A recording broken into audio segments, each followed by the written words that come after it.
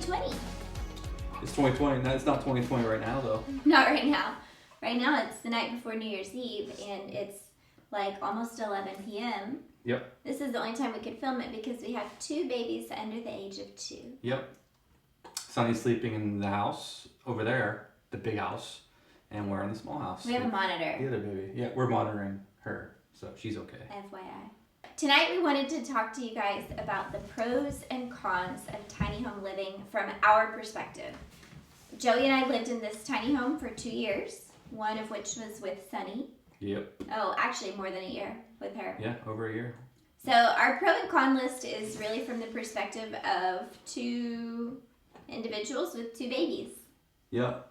Because without 2 babies, tiny house living would be a lot easier. Yeah, it'd be a lot different. Our list would look a lot different. Yes, absolutely. If it was just me and you. Yep. So here we go. So we have 10 pros and 10 cons associated with the pros. Oh, and FYI, just to like the life update is we bought a house that's 2,100 square feet. Yep. And we brought the tiny home with us to this property, so we still own it and we still love it. So the house is over there, and we brought the tiny house with us, and it sits like 60 feet away from the house. 60 foot, 100 feet, 60 steps. I measured the steps. Did you really? Mm-hmm. It's 60 steps. Like 62 steps. Interesting. So top 10 pros and cons, here we go.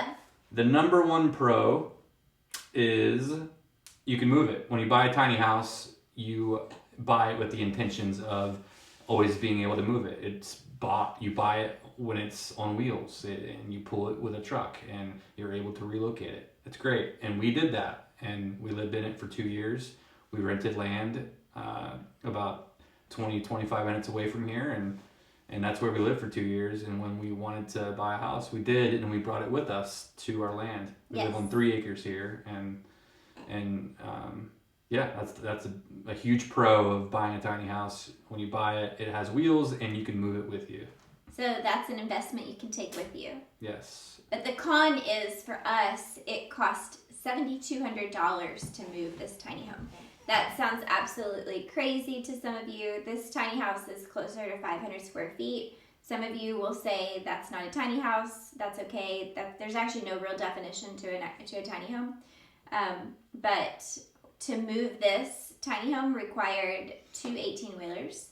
And we moved it 17 miles. And so, yes, while you can move it, and that's great, it costs money to move it. And no matter what, if you're in a tiny home that can be pulled off of a truck, like under 200 square foot, that's obviously a very different cost, and there's hardly any cost to that. But for this wider tiny home, it requires someone with a commercial driver's license, and so it was not cheap to move. So it's not something you want to move often. Yep. And it's hard to find land to move it to. That's a whole nother, yeah. That's a whole nother video about like property and land that you're able to move tiny homes to, and like certain square footage homes. And I think we'll do a whole nother video about land. Video.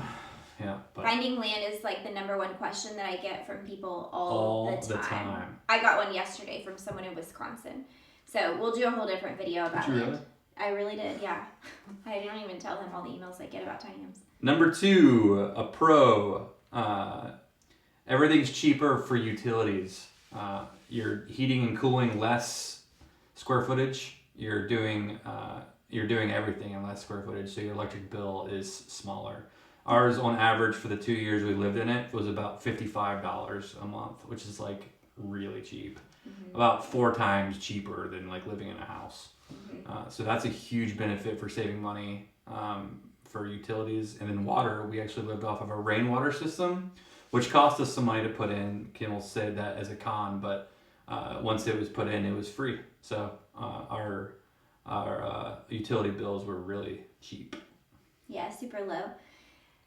The con to that is, depending on where you are parking a tiny home, if it's on undeveloped land, your utility initial setup costs can run anywhere between $10,000 all the way up to $40,000 and beyond. And you're looking at setting up, if you're developing, or if you're setting up on undeveloped land, you have potential septic costs if you're not doing a composting toilet. How much are those?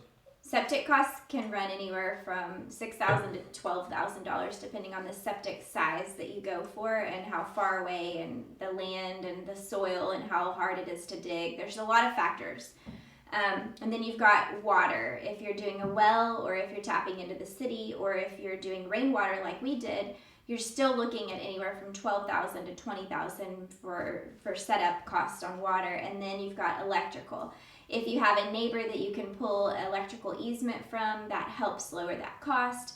But utility setup costs can be the number 2 reason that people don't do tiny homes. I'd say the land is the first reason that people don't do tiny homes, and the second one is utility setup costs.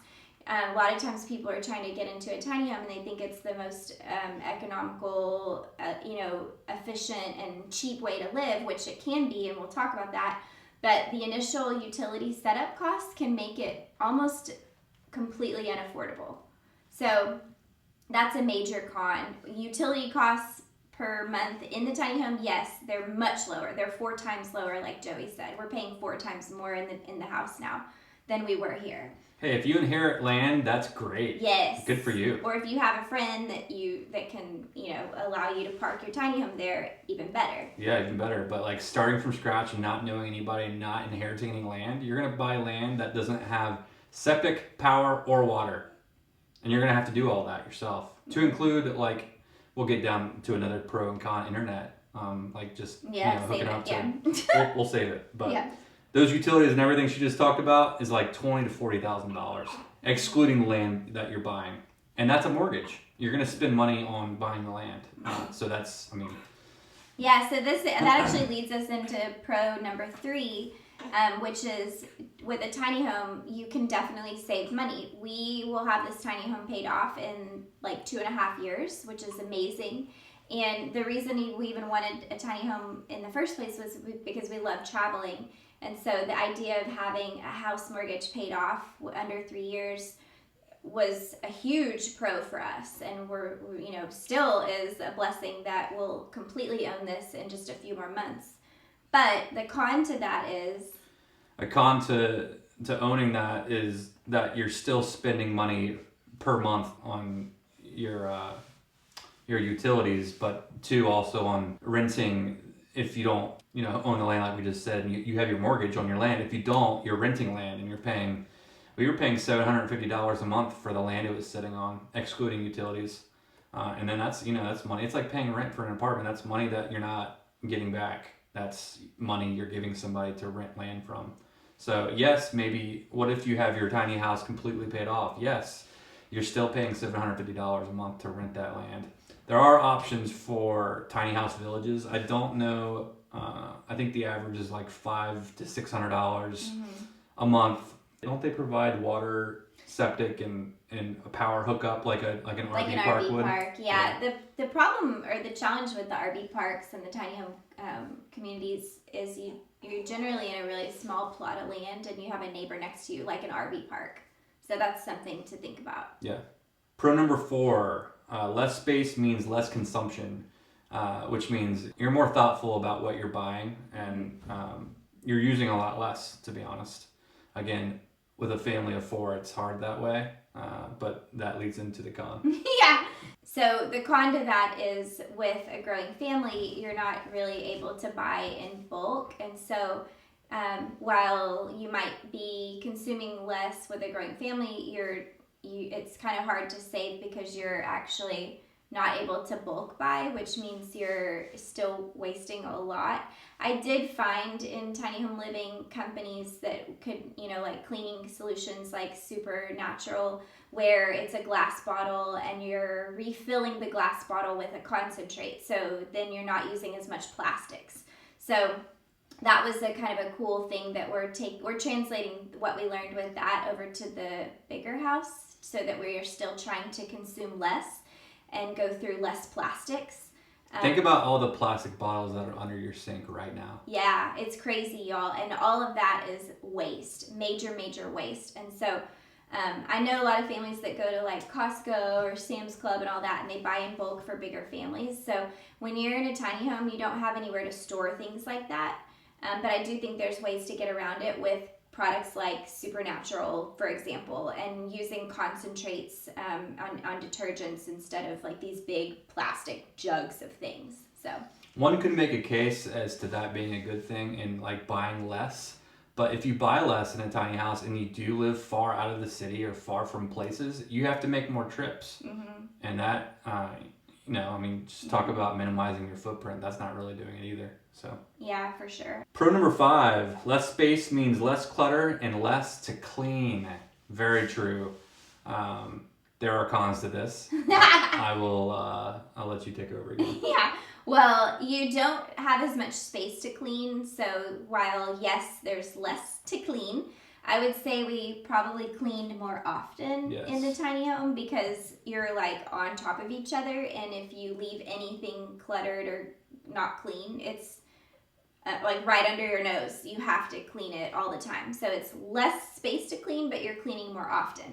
And the clutter is, I think the main thing is finding a place for everything, and everything has its place. And if you're really good at maintaining that, then tiny home living is for you.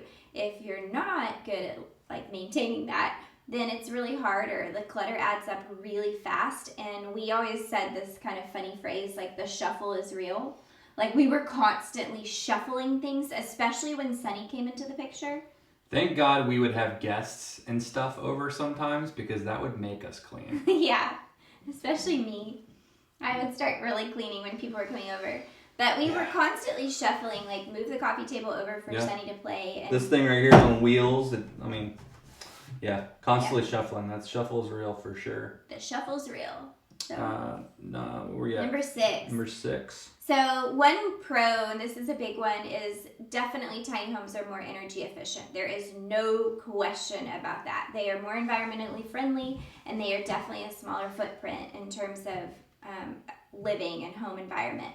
And we have a mini split system here from Mitsubishi Electric, and it would heat and cool the space really fast because it's really small. And so if you come in from a hot day, you crank up the AC, it really cools off super fast. Even just a little bitty fan goes a long way.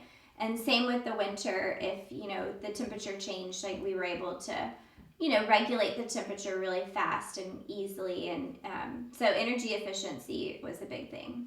So a con for that, though, is so if you're buying a house, it's typically on a pier and beam or a concrete slab foundation. And when a house is built on those things, all the heat that is made in the house is trapped underneath the house into that slab or into that pier and beam, confined space where it stays above freezing. A tiny home it comes insulated when you buy it under the house, but it's not grounded to the earth. It's unless you skirt it, and that's something you would have to do if you plan on leaving it there for a while, which doesn't typically happen with tiny home living. The whole point of it, right, is to be able to move it because it's on wheels. So the mini splits, yes, as they do work quickly, they don't really keep up with the heat during Texas summer. Or I'm sorry, cool during Texas summer and heat during the winter as well as you would want a house to. So that's a con to just tiny home and even trailer home and the pipes are super exposed. Yeah. Mobile homes. That's what happens when you don't skirt a house or put a house on a foundation or a pier and beam. Right, like I work on a lot of Airstreams, and it's the same problem. You feel, like if it's hot outside, you feel that on the inside. Yeah. And if it's cold, you feel that. You feel it through the floors during the wintertime. Yeah, you do. When you're walking barefoot, and you feel it. Yeah, you really do. And we could have insulated this house a little bit better in the wall situation, but we also live in Texas, so there wasn't a huge necessity for that. If you lived in, somewhere up north, you'd want to insulate it better than what we did in terms of construction. Definitely. But the pipes and the bones of this house are just really exposed. Even right now, if you put your hand on the window, it's cold. Yeah. So number 7 pro is we are definitely nature people. We love being outside. We love playing with Sunny outside. And so with the tiny home, we loved being out on land. And, when you live in such a small space, you open the doors and you tend to spend more time outside. And that's a really good thing.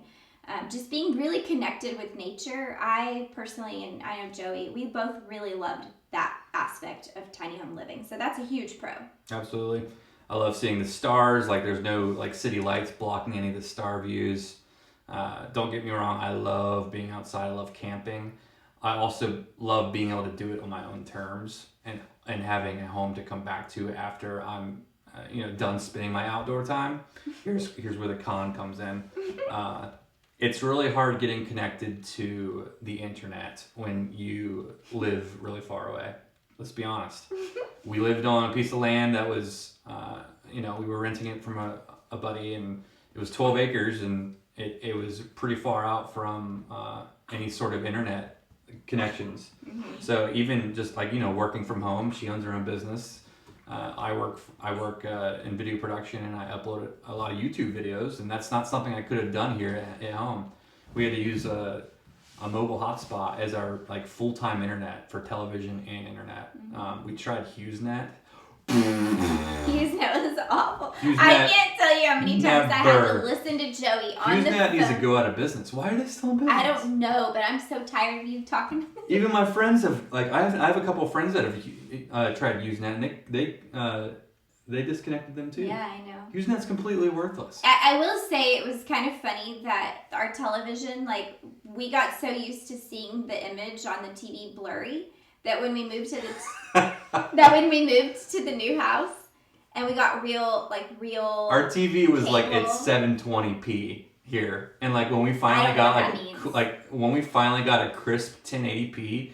We even have 4K now in the house. It blew this girl's mind. I don't even know what anything he just said. What is happening on TV? All these numbers just. All I know is the TV was crystal clear, and I was like, Joey, this TV that we bought a long time ago, it's beautiful. It's a good picture. Anyway, that's the point. It's true. The point. Another con for like living outside. Living outside. Another con for living like unconnected to the grid and like being a part of nature and like living far away from a lot of people is exactly that. Not having a community of neighbors and people and a sidewalk we can walk down with our stroller, walk the dog with, and that became a real hard thing for us when we went to, especially when we had Sunny and we wanted to like walk her down in the stroller. Like we didn't really have the option to do that on a big piece of land we were renting on the tiny house, sort of getting developed at the same time. So a con to the whole you're outside semi off the grid thing is that you're not in a neighborhood and you don't have really a community to call your own. So. And for us, like, I think it's our age and where we're at in life, like, having young children, that was hard. While it was nice to be able to, like, connect them to outside and, like, have rocks and play and stuff, we still wanted community and having friends for her to go outside and play with. So. Now we do. Yeah. It's awesome. There's so many cool people that live in and we still have the tiny house. Yes. Number 8, a pro. In a tiny house, you are very, very close to one another, right? In a big house, when you buy a house there's people living in 3,500 square foot homes, and just call it an average size house. Yeah. There's like 7 rooms, 7 bedrooms. They all like to go to their separate bedrooms, and everyone's in a completely different space. Where in a tiny house, man caves, all this stuff, I get it. But in a tiny house, I don't want to say you're forced to be close to each other, but you sort of are, and it's not necessarily a bad thing. It's your family is the most important thing. Most important people to you in your life, and to be close to them is everything. So, I didn't even mean that. That was really sweet. I didn't mean that. He actually means that. But I didn't mean for it to sound so romantic. You're such a family man. Yeah, I am a family man, but yeah, tiny house. That's a pro to. It is a huge pro. That's a pro to tiny living, being close to one another. Yeah. I'll say the con, but I'd say that was a huge pro, and a pro that I really loved was just being close to each other. There's a con to it for sure. Yeah. Well, the con for us was, with children, we needed to have space for them, for their toys, and while we don't want them to like have all the things that people say they need.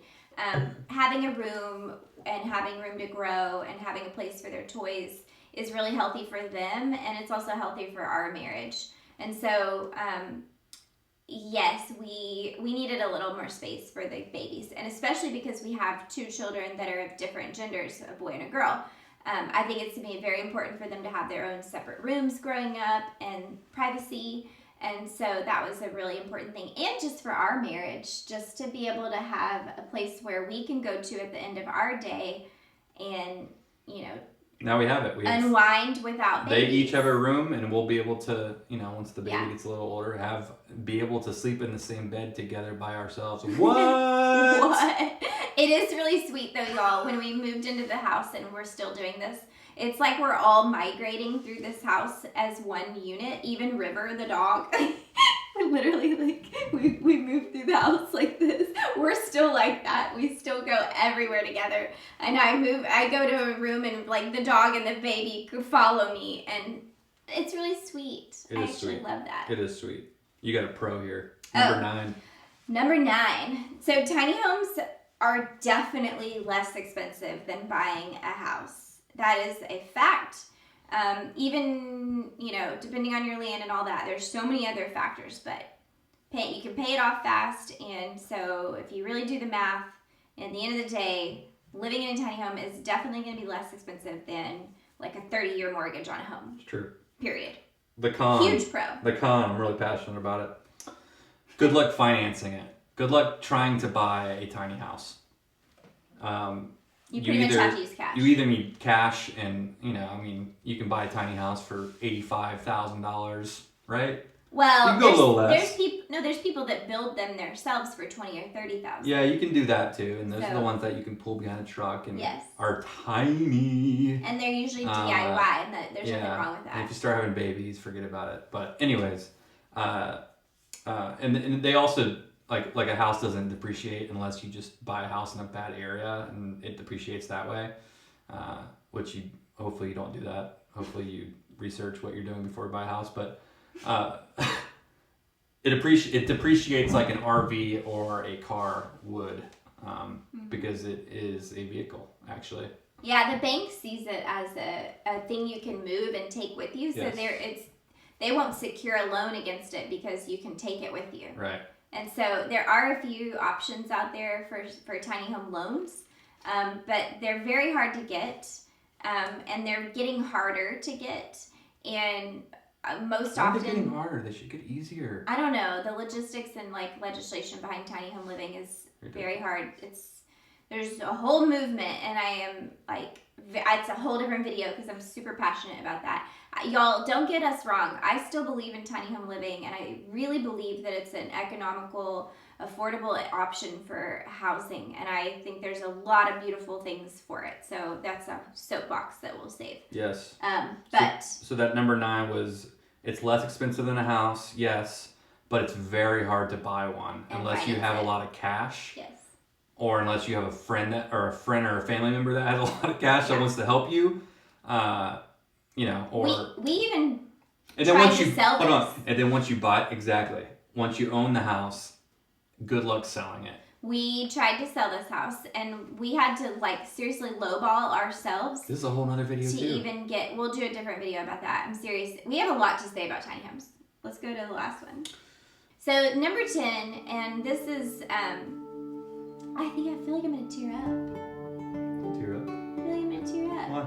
Well, number 10 is about family, and it's this floor that this happened on. I know. It's sweet. I know. That's why I was gonna tear up.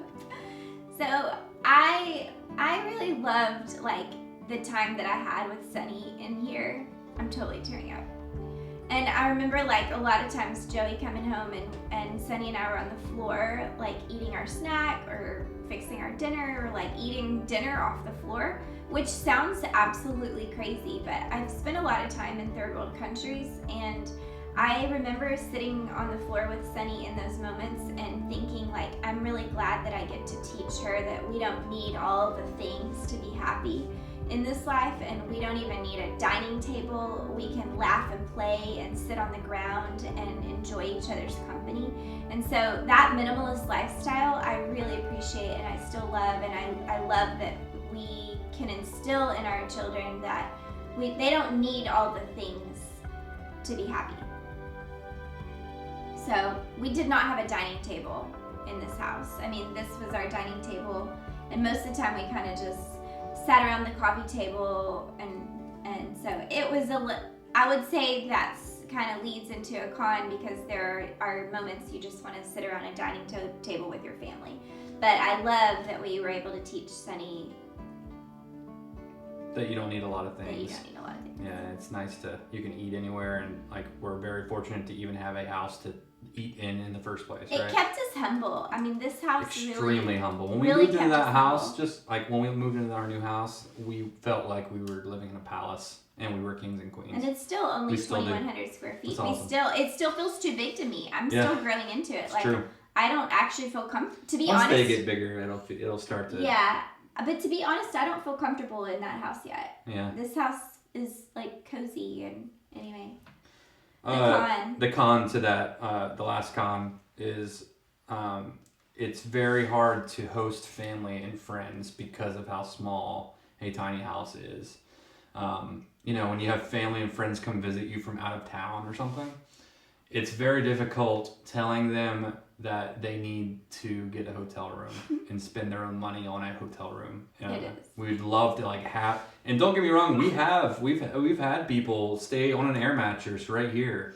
Oh yeah, right here. But when that happens, the privacy goes out the window, and they have to go into our room to go to the bathroom while we're sleeping, where everyone's sleeping and stuff. But yeah. that's I would say that's a pretty big one for me. I really like hosting people, and I really enjoy letting my family, hosting my family at my house, and having them a place to stay in my house, and having a comfortable bed, and that's just something really important to me. Yep. To be able to make people comfortable in my house, and that was really hard for us to do. In this living room, we only have a certain couple places for people to sit. The first night we had someone stay in the main house. Yes. We went to bed, and it was one of my friends from Los Angeles that I worked with during Extreme Makeover, and you whispered, we laid in bed, and her name's Courtney, she was downstairs, and you whispered in my ear, so she's okay. has her own room, she's okay. She's okay down here, right? And she's comfortable. She's comfortable, and she's comfortable. She's sleeping? I hope she sleeps well. He was so excited that I was just really happy we could provide sleep and somewhere comfortable to sleep for another human. For our friend. And it's not something we had for the past 2 years. Yeah. So we hosted Thanksgiving here our first year, and we had 15 people. We hosted a big old feast, and 7 people stayed with us. And Joey and I pitched a tent, and that was fun. Like, we're going to talk about that. I think it was really fun. 2 people on an air mattress in this room. My parents slept in our room on the bed. Josh slept on the ground in our closet. In our closet on a blanket, I think. Yeah.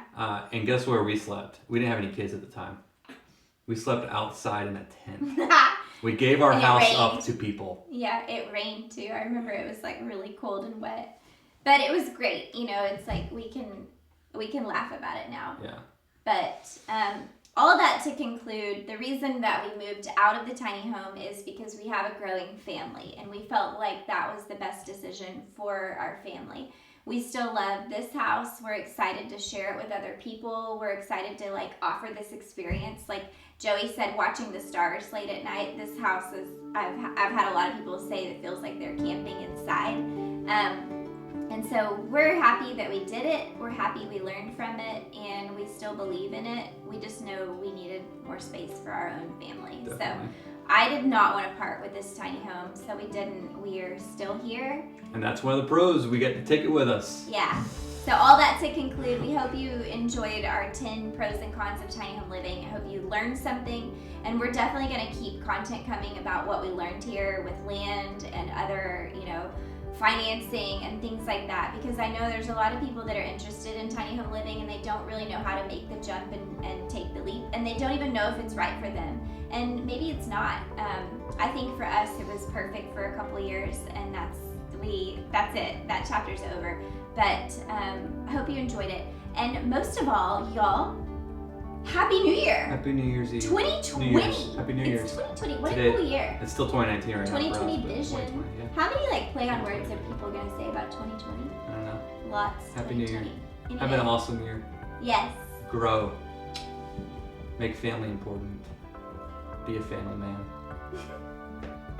So thank y'all for tuning in. Please hit that subscribe button, and if you want to be notified when we post new content, which is going to be every week, hit that bell so that you're notified. And thank y'all so much for joining. See you next time.